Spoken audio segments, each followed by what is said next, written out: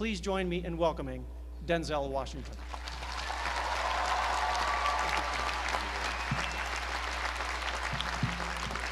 Thank you. Thank you very much. I am obviously the most unorganized. Everybody else has nice boxes to bring their script up in. I just like kind of got it all messed up here and put it inside of a magazine. So in fact, I don't even have it in the right order. Wait a minute, let me get it in the right order here. So if it starts like flying around the stage, just, run around and grab it for me and bring it back up here for me. I'll keep going as I can. President Gutman, Provost Price, Board Chair Cohen, fellow honorees, beautiful honorees, and today's graduates. I'm honored and grateful for the invitation today.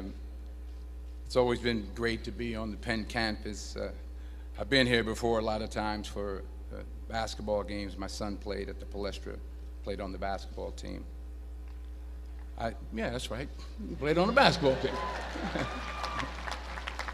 Coach didn't give him enough playing time. We'll talk about that later.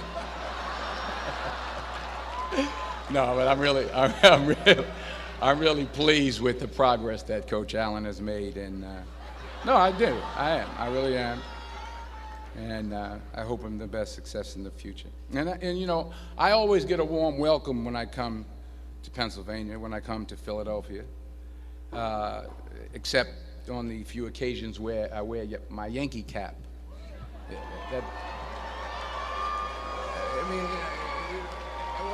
What's wrong with that? I can't suddenly just switch up and wear a Philly cap. I mean, it's like taking your life in your hands around here when you wear a Yankee cap. I'm telling you. I met a couple of guys and they were like, "Hey, we love you, Denzel, but you walking around with that hat on, we don't care who you are."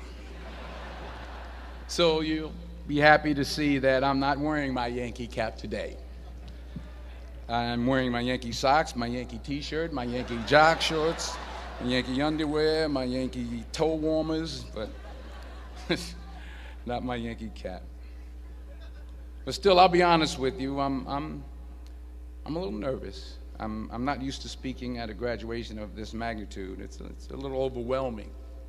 It's out of my comfort zone. You dress me up in army fatigues or throw me on top of a moving train, as someone said, unstoppable, or ask me to play Malcolm X, Reuben Hurricane Carter, or Alonzo from Training Day. I can do that. But a commencement speech, it's a very serious affair, and it's a very different ball game. There are literally thousands and thousands of people here. And for those who say, well, you're a movie star, millions of people watch you and watch you speak all the time, well, that's true. That's technically true.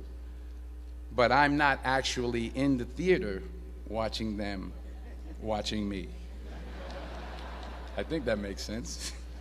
I mean, I'm not there when they call for a fidget around or pull out their iPhones or text their boyfriend or scratch their behinds or whatever it is they're doing in the movie theater. But from up here, I can see every single one of you. And that makes me uncomfortable. So please, don't pull out your iPhones and your texts. Don't text your boyfriend until after I'm done. Please. If you have to scratch your behind, I understand. Go ahead. I was thinking about this speech, what I should say.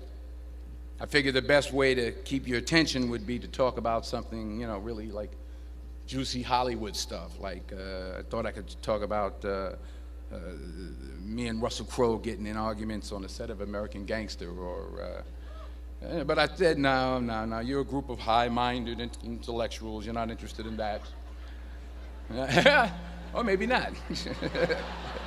I thought about a private moment I had backstage with Angelina Jolie in a dressing room after the Oscars. But I said, no, I don't think so. This is an Ivy League school, and Angelina Jolie half naked in a dressing room. Who wants to hear about that? No one.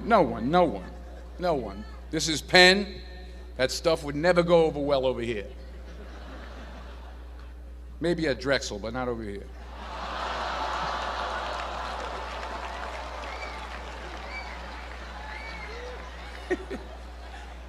Woo, I'm in trouble now. So I was back to square one, feeling the pressure. So now you're probably thinking, if it was going to be this difficult, this much pressure, why did I even accept today's invitation in the first place? Well, you know, my son goes here, that's number one.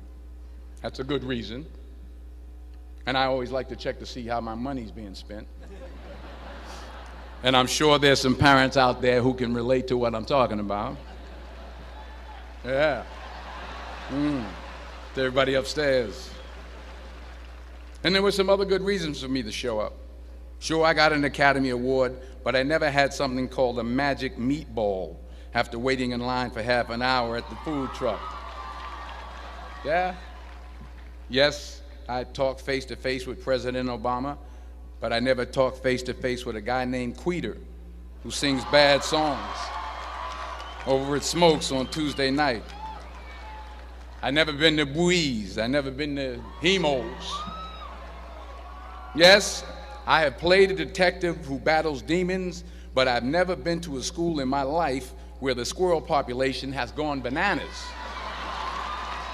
I mean, they're breaking in the dorm rooms, they're walking around campus. I think I saw some carrying books on their way to class. So I had to be here. I had to come. Even though I was afraid I might make a fool of myself. In fact, if you really want to know the truth, I had to come exactly because I might make a fool of myself. Now, what am I talking about? Here it is. I found that nothing in life is worthwhile unless you take risks. Nothing. Nelson Mandela said, "There is no passion to be found playing small and settling for a life that's less than the one you're capable of living." Now, I'm sure in your experiences in school and applying to college and picking your major and deciding what you want to do with life, I'm sure people have told you to make sure you have something to fall back on. Make sure you got something to fall back on, honey. But I never understood that concept, having something to fall back on. If I'm going to fall, I don't want to fall back on anything except my faith. I want to fall forward. I figure at least this way I'll see what I'm going to hit. Fall forward. This is what I mean. Reggie Jackson struck out 2,600 times in his career, the most in the history of baseball. But you don't hear about the strikeouts. People remember the home runs. Fall forward. Thomas Edison conducted 1,000 failed experiments. Did you know that? I didn't know that. Because the 1,001st was the light bulb. Fall forward. Every failed experiment is one step closer to success. You've got to take risks, and I'm sure you've probably heard that before, but I want to talk to you about why that's so important. I got 3 reasons, and you can pick up your iPhones. First, you will fail at some point in your life. Accept it. You will lose. You will embarrass yourself. You will suck at something. There's no doubt about it. And I know that's probably not a traditional message for a graduation ceremony, but hey, I'm telling you, embrace it, because it's inevitable. And I should know. In the acting business, you fail all the time. Early on in my career, I auditioned for a part in a Broadway musical. Perfect role for me, I thought, except for the fact that I can't sing. So I'm in the wings, I'm about to go on stage, but the guy in front of me, he's singing like Pavarotti. He's just, and he's just going on and on and on, and I'm just shrinking, I'm getting smaller and smaller. So they say, "Oh, thank you very much, and you'll be hearing from us." So I come out with my little sheet music, and it was Just My Imagination by the Temptations. That's what I came up with. So I hand it to the accompanist, and she looks at it and looks at me and looks out at the director and was like, all right. So I start, you know, I'm going to sing. I'm like, it's just my imagination once again, and they're coming away with me. And I'm not saying anything, so I'm thinking I'm getting better. So I just start getting into it. It was just my imagination. Running. This, thank you very much, Mr. Washington. Thank you. So I assumed I didn't get the job. But the next part of the audition, he called me back. The next part of the audition is the acting part of the audition. Now I'm like, hey, okay, maybe I can't sing, but I know I can act. So they pair me with this guy, and again, I didn't know about musical theater. And musical theater is big, so they can reach everyone all the way in the back of the stadium. And I'm more from a realistic, naturalistic kind of acting where you actually talk to the person next to you. So I don't know what my line was. My line was, well, hand me the cup. And his line was, well, I will hand you the cup, my dear. The cup will be there to be handed to you. I said, oh, okay. Well, should I give you the cup back? Oh, yes, you should give it back to me because you know that is my cup and it should be given back to me. I didn't get the job. But here's the thing. I didn't quit. I didn't fall back. I walked out of there to prepare for the next audition, and the next audition, and the next audition. I prayed. I prayed, and I prayed. But I continued to fail, and fail, and fail. But it didn't matter, because you know what? There's an old saying, you hang around the barbershop long enough, sooner or later you're going to get a haircut. So you will catch a break, and I did catch a break. Last year, I did a play called Fences on Broadway. Someone talked about it. Won the Tony Award. And I didn't have to sing, by the way. But here's the kicker. It was at the Court Theater. It was at the same theater that I failed that first audition 30 years prior. The point is, and I'll pick up the pace, the point is every graduate here today has the training and the talent to succeed. But do you have the guts to fail? Here's my second point about failure. If you don't fail, you're not even trying. I'll say it again. If you don't fail, you're not even trying. My wife told me this great expression. To get something you never had, you have to do something you never did. Les Brown's a motivational speaker. He made an analogy about this. He says, imagine you're on your deathbed, and standing around your deathbed are the ghosts representing your unfulfilled potential. The ghost of the ideas you never acted on. The ghost of the talents you didn't use. And they're standing around your bed, angry, disappointed, and upset. They say, we came to you because you could have brought us to life, they say. And now we have to go to the grave together. So I ask you today, how many ghosts are going to be around your bed when your time comes?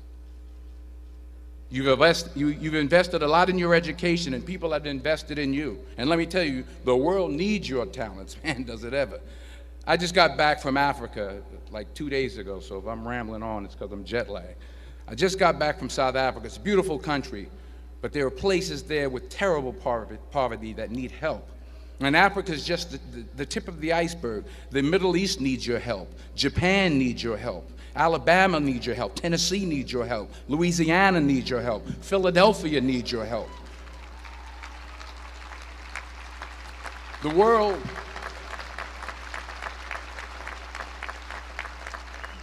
world needs a lot, and we need it from you. We really do. We need it from you young people. I mean, I'm not speaking for the rest of us up here, but I know I'm getting a little grayer. We need it from you, the young people, because remember this. So you got to get out there. You got to give it everything you got, whether it's your time, your talent, your prayers, or your treasures.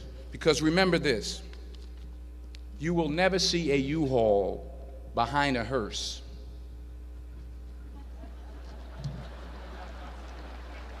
I'll say it again. You will never see a U-Haul behind a hearse. You can't take it with you. The Egyptians tried it, and all they got was robbed. So the question is, what are you going to do with what you have? I'm not talking about how much you have. Some of you are business majors, some of you are theologians, nurses, sociologists, some of you have money, some of you have patience, some of you have kindness, some of you have love, some of you have the gift of long suffering, whatever it is, whatever your gift is. What are you going to do with what you have? All right, now here's my last point about failure. Sometimes it's the best way to figure out where you're going. Your life will never be a straight path. I began at Fordham University as a pre-med student. I took a course called cardiac morphogenesis. I still can't say it. Cardiac morphogenesis. I couldn't read it. I couldn't say it. I sure couldn't pass it. So then I decided to go into pre-law, then journalism. And with no academic focus, my grades took off in their own direction. Yeah, down. I was a 1.8 GPA one semester, and the university very politely suggested that it might be better to take some time off. I was 20 years old. I was at my lowest point. And then one day, and I remember the exact day, March 27th, 1975, I was helping my mother in her beauty shop. My mother owned a beauty shop up in Mount Vernon. And there was this older woman who was considered one of the elders in the town. And I didn't know her personally, but I was looking in the mirror, and every time I looked at the mirror, I could see her behind me, and she was staring at me. She just kept looking at me. Every time I looked at her, she kept giving me these strange looks. So she finally took the dryer off her head and she said something I'll never forget. First of all, she said, "Somebody give me a piece of paper. Give me a piece of paper." She said, "Young boy, I have a prophecy, a spiritual prophecy." She said, "You are going to travel the world and speak to millions of people." Now, mind you, I'm 20 years old. I'm flunked out of school. In fact, like a wise ass, I'm thinking to myself, maybe she's got something in that crystal ball about me getting back into school next fall. But maybe she was on to something, because later that summer, while working as a counselor at a YMCA camp in Connecticut, we put on a talent show for the campers. And after the show, another counselor came up to me and asked, "Have you ever thought about acting? You're good at that." So when I got back to Fordham that fall, I got in, I changed my major once again for the last time. And in the years that followed, just as that woman prophesied, I have traveled the world, and I have spoken to millions of people through my movies. Millions who up till this day couldn't see me, who up till this day I couldn't see while I was talking to them, and they couldn't see me. They could only see the movie. They couldn't see the real me. But I see you today, and I'm encouraged by what I see. And I'm strengthened by what I see. And I love what I see.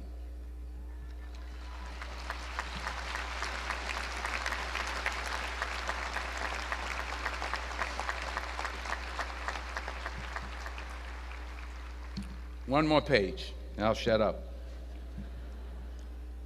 Let me conclude with this one final point, and actually the president kind of brought it up. It has to do with the movie Philadelphia. She stole my material. Many years ago, I did this movie called Philadelphia. We filmed some of the scenes right here on campus. Philadelphia came out in 1993. Most of you were probably still in diapers. Some of the professors, too. But that cracked me up.